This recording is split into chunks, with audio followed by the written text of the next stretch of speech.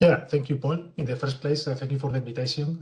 We are very happy that this work raises some interest in the community, and I'm very happy to present it to you.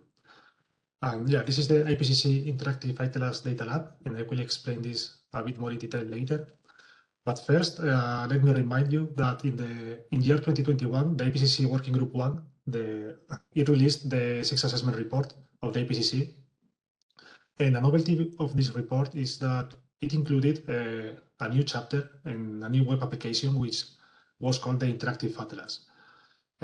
Basically, the Interactive Atlas is two different things. One is a contributing chapter of the sixth assessment report, and also it is a web application that looks like the image here in the right.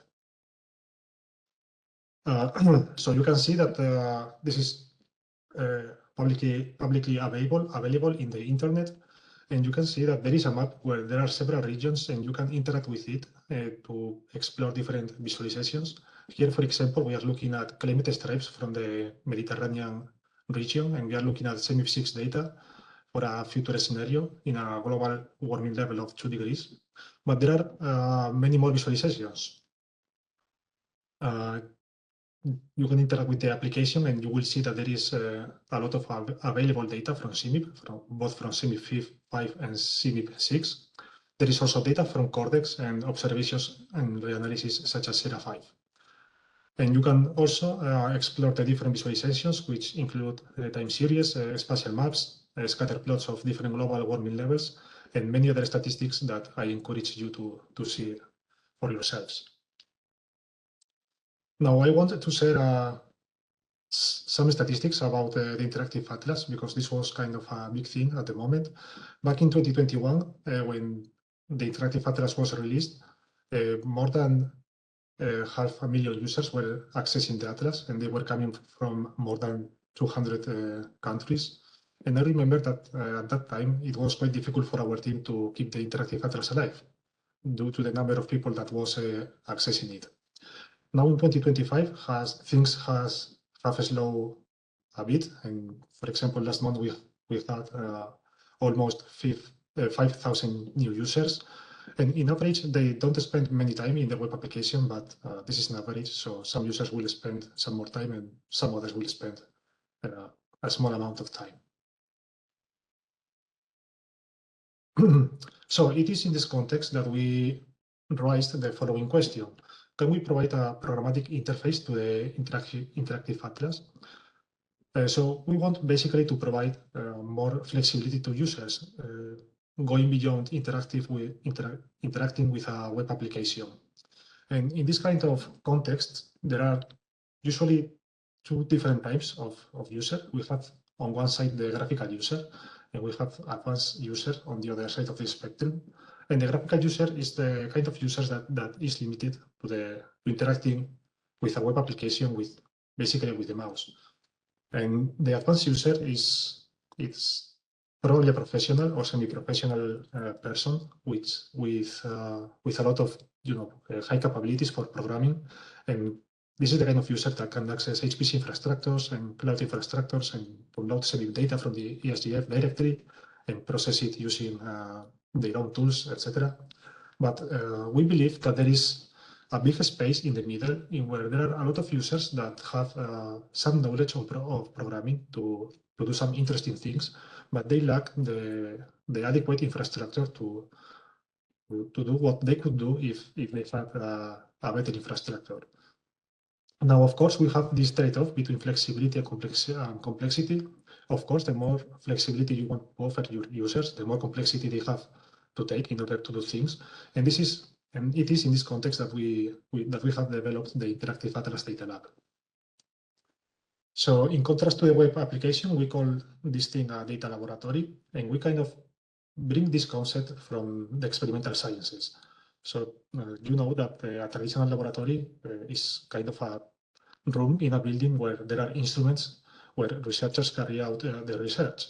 So we want to bring that concept, but into the context of data science. And for this, you have to think of a laboratory as a more abstract thing, in where the instruments that you need to carry out your research are, for example, storage libraries like NetCDF or climate data analysis libraries, and other resources like Jupyter Notebooks that you can use to carry out the research. So the main entry point of the IPCC Interactive Atlas DataLab is a GitHub repository which anyone can access. And that repository has a README file that looks like this thing here in the right. And the interesting thing here are the buttons that are available at the top. And these buttons are related to the topic of complexity that I was mentioning before. And what we want with this is to provide one-click launchers in such a way that a user can deploy in seconds the data laboratory and start playing with it. So basically, we offer two infrastructures where the data laboratory can be installed, and I will provide more details now. But the thing is that clicking these two buttons provide you with instant access to the data laboratory, and you don't need to install any software nor download any data because all of this is prepared for the user. Also, we support different languages, currently 2 languages, Python and R.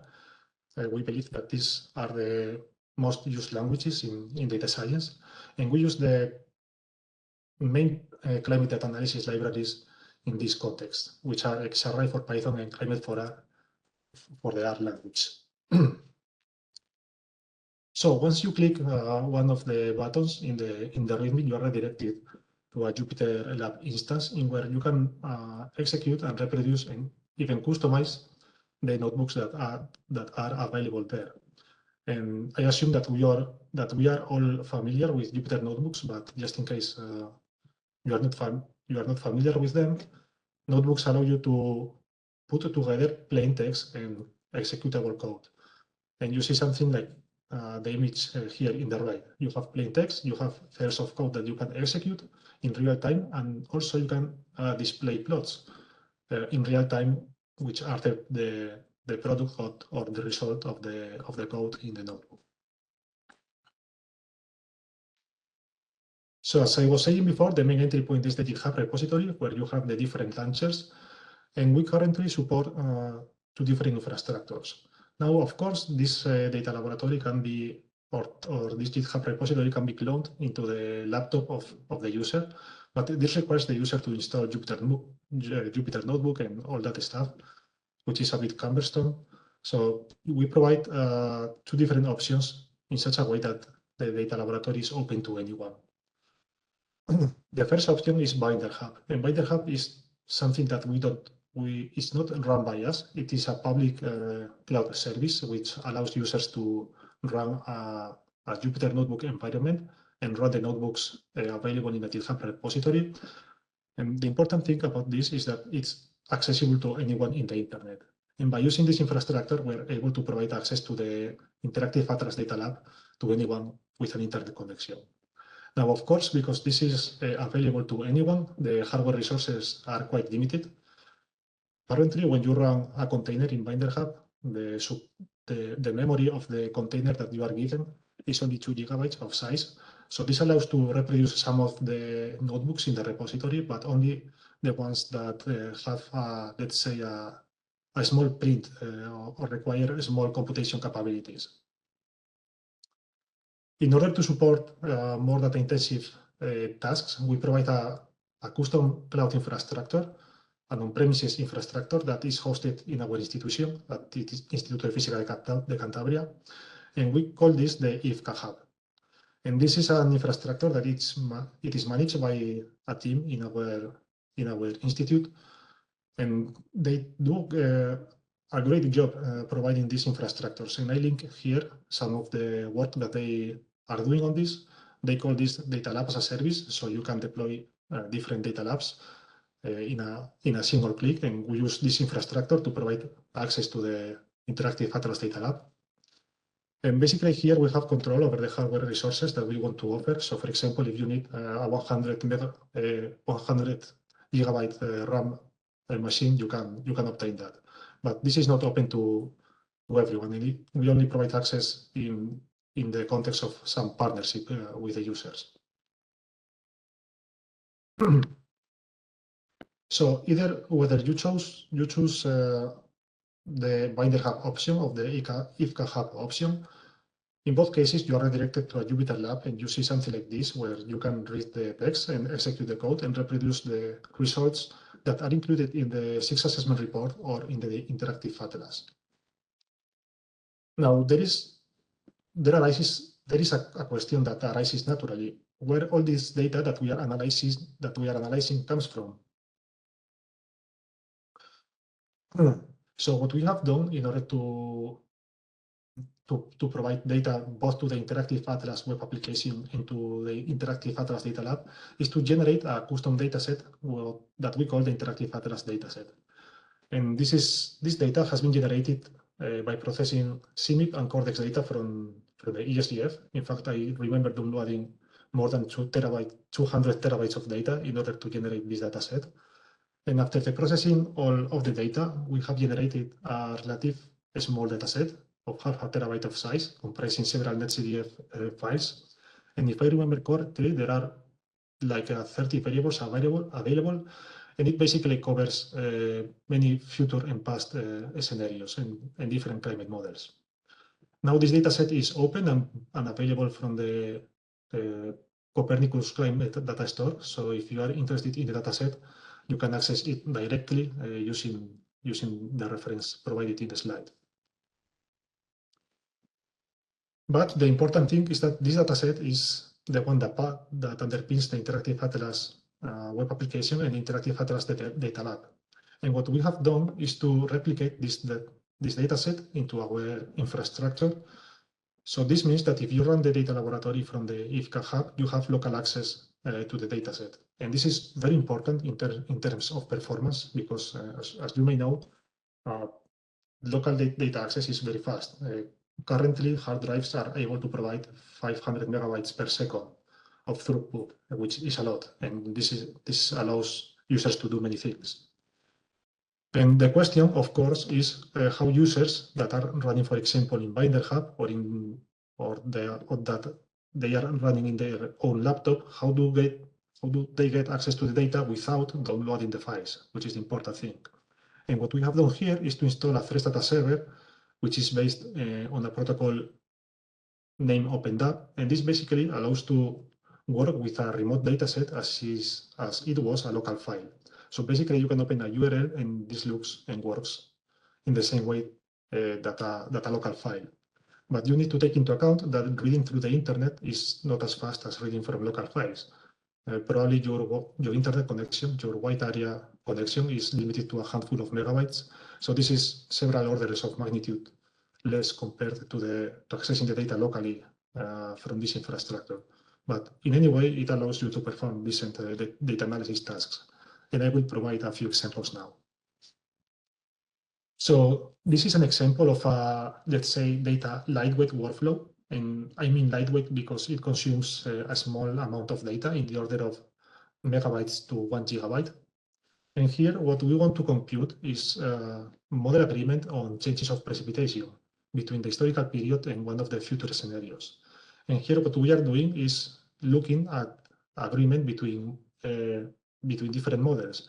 So when we're using hatching, it means that there is no agreement among models. And when there is absence of hatching, it means that all models agree that there is either a positive or negative change in the future scenario. So this is a small notebook, and you can run it even from Binder Hub because it requires a small amount of data. And this illustrates the advantages of using the Thresh data server, because in here we are only interested in the region of Europe, but the file, the netcdf file behind the dataset, contains the whole spatial domain. But the Thresh data server is smart enough to provide you only with a small region, and it can discard anything else. So this means that the amount of data that travels through the internet is very small, and it's very efficient. And this is what makes it possible to run these examples even from platforms like Binder.